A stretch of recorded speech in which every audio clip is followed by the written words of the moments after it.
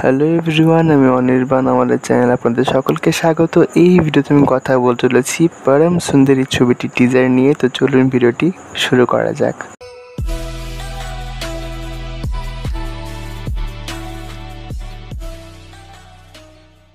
পরম সুন্দরী টিজার গত পরশু দিন আর কি এসেছে।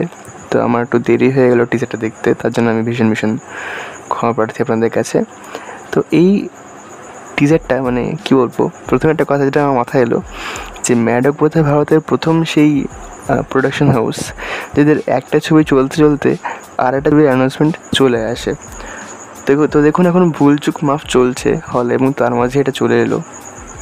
আর 21 বলে একটা ছবিরও তারা অ্যানাউন্সমেন্ট করেছে, আমি সেটা রিভিউ করতে পারিনি।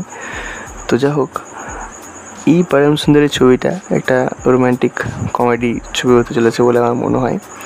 এবং এখানে পরম চরিত্রটা যেটা প্লে করছেন সিদ্ধার্থ মালহোত্রা, সেটি নর্থের, এবং আমাদের সুন্দরী চরিত্রটা প্লে করছে জাহ্নবী কাপুর, সেই চরিত্রটা সাউথের হবে।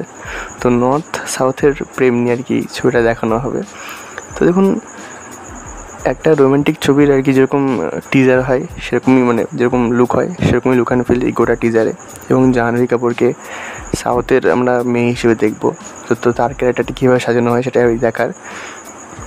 আর সিদ্ধার্থ মালহোত্রা, তাকে তো বেশ ভালো লাগছে, তার এই রোম্যান্টিক ছবিতে কাজ ভালোই হয়। তো দেখা যাক এই ছবিটা কেমন হয়। এবং আরেকটা বিষয়, যে ব্যাকগ্রাউন্ড যে গানটা পাচ্ছে সবার আগে সেটাকে রিলিজ করা উচিত। মানে সোনু নিগমের কণ্ঠে গান তো আমরা খুব কমই শুনি এখন।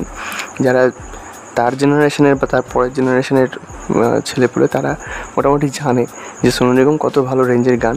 হাল ফেলে ওই ভুল ভুলে যাতে তার মেরে ঢোলনা শুনে যারা কি আবেগী হয়ে পড়ছে, হ্যাঁ।